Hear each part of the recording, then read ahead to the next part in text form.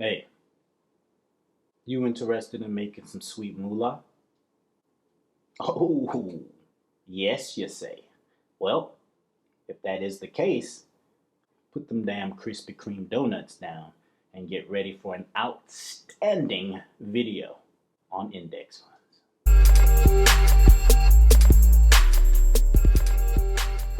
What are the only index funds or exchange traded funds that you need in order to retire a millionaire? Hey, what's going on, everyone? My name is Trey, and welcome to Let's Talk Finances, where on this channel, we specifically dedicate our time to giving you the best investment strategies so that you can retire a millionaire. So if that sounds like something you're interested in, stop bullshitting and subscribe. What I'm going to be doing in this video is giving you the only index funds and exchange traded funds that you'll need for the top 3 most popular brokers. And those are Vanguard, Fidelity, and Charles Schwab. Ava, where's the meatloaf? Let's go ahead and get the ball rolling and start with the ever so popular Vanguard. Index fund number 1. I know that you guys are going to be thinking that I'm going to mention a total stock market index fund, which generally, you're damn right, I generally would mention a total stock market index fund, in this case, VTSAX or VTI. But being that I've mentioned those in this video already, I'm going to be mentioning an index fund that will knock out domestic as well as international stocks all in one fund. Vanguard's Total World Stock Index Fund as well as exchange traded funds. So the ticker symbols are going to be VTWAX as well as VT. For those of you that love a total stock market index fund the same way that I do, you're probably asking, hey, well, what's the difference between a total stock market index fund and a total world stock index fund? Which is a very good question. A total stock market index fund is going to invest in, for the most part,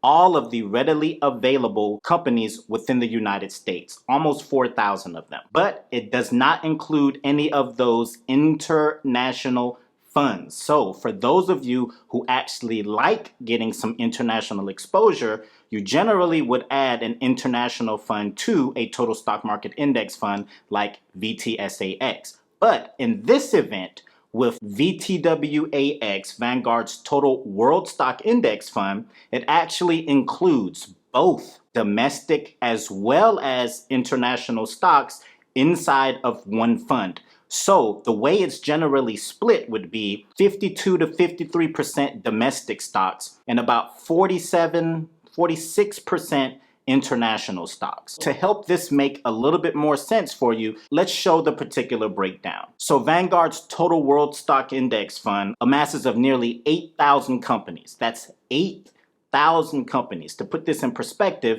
VTSAX invests in about 3,900 funds. So this almost doubles those numbers. And that's right, it does include those ever so popular 500 companies that are in the S&P 500. Its expense ratio is 0.10%, just a little bit more than VTSAX, but not enough to cry over. Its year-to-date return is 14.32%. Its one-year average is about 28.23%. But because this particular fund is a little bit newer, it's not going to give you a 5 or 10-year return. But if you ask any seasoned investor, they will tell you that VTWAX is one of the best funds that you can invest in, especially if you are a set it and forget it investor.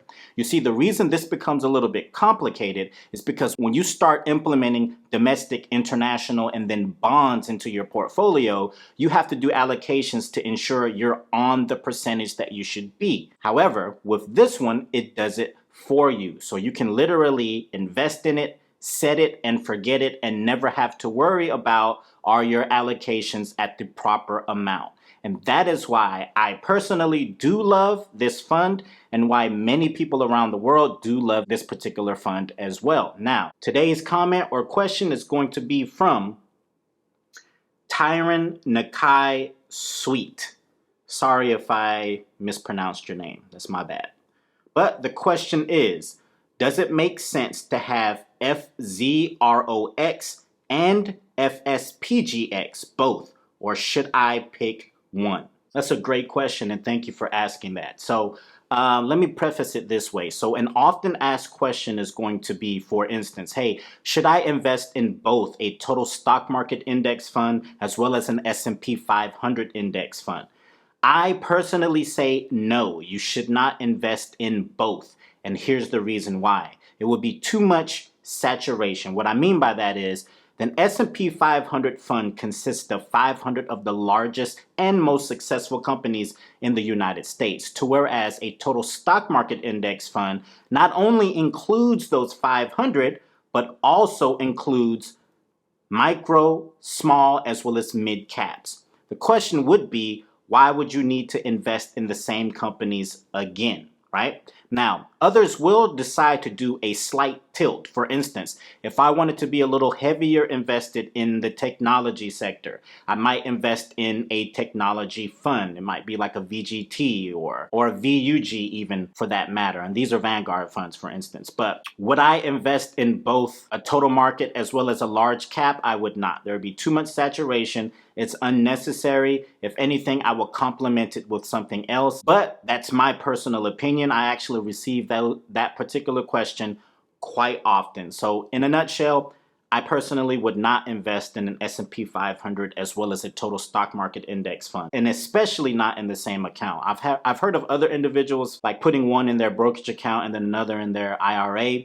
I do not do that. As a matter of fact, I make my core holdings in all investment accounts a total stock market index fund. Who knows though, in the future, maybe I'll change it. Hopefully that answers your question, and thank you very much for that. The expense ratio for VT, which is the exchange traded fund version of this, is 0.08%. 1 year return is currently at 41.12%. 5-year return 14.78%, and 10-year return 10.13%. For those of you who would like to invest in some bonds, being that you're close enough to retirement where you should start offsetting the risk associated with investing in equity index funds, you may want to add a bond index fund. And in this event, the right bond to add would be Vanguard's Total Bond Market Index Fund, ticker symbol VBTLX. So moving forward, I'm going to be putting down in the descriptions below all of the relevant information so you can look up all of the info pertaining to these funds that you may find important. Moving on along to Fidelity. Fund number one that you should be looking into investing with Fidelity is Fidelity's Total Stock Market Index Fund, and the ticker symbol is VSKAX. Now, I've done enough videos now to understand that people are going to have questions, and those questions are generally going to be, what's the expense ratio? What's the 1, 5, 10-year returns? What's the dividend yield? So on and so forth. So moving forward, in every one of my videos, I'm going to be putting down in the descriptions below links that you can go to look up all of that information for yourself. Fund number two that you should be looking at putting into your Fidelity portfolio, and that's going to be, of course, an international fund. And in this case, the ticker symbol is going to be FTIHX, Fidelity's Total Market International Index Fund. And the third fund that you should be looking at if you are a die-hard Fidelity investor, and that's going to be a bond. And in that event, the ticker symbol is going to be FXNAX, Fidelity's US Bond Market Index Fund. A lot of you are going to have an additional question, and that's going to be, hey, Trey, why didn't you include any zero funds? Well, zero funds are great. As a matter of fact, if you want more info on that, you can check it out in this video here. But in this particular instance, I wanted to add funds that have proven track records. Now, should you decide to go with the zero funds instead, they're very interchangeable and solid funds. But for me, I would go with what has the longest track record. The expense ratios, to be honest with you, make a minimal difference because a 0.01 or a 0.03% expense ratio doesn't really make that big of a difference, okay? These are the three funds that I would include in a Fidelity lazy portfolio to reach that millionaire status in long-term investing. All right, moving along to the ever so popular Charles Schwab. Fund number one, and that's going to be, you guessed it, Schwab's Total Market Index Fund, ticker symbol SWTSX. The second fund is going to be Schwab's International Index Fund, ticker symbol SWISX. Last, those of you who want to include some bonds, Schwab's US Aggregate Bond Index Fund, ticker symbol SWAGX. If you found this video to be helpful in any way, please, number 1, subscribe. Number 2, hit the like button. Number 3, hit the notification bell so that you don't miss any other content just like this one. I want to thank the men and women who have served and who continue to serve this great country of ours. I greatly appreciate your service, and those of you who lost your lives in support of, you will never be forgotten. So, until the next video, guys, let's talk finances then.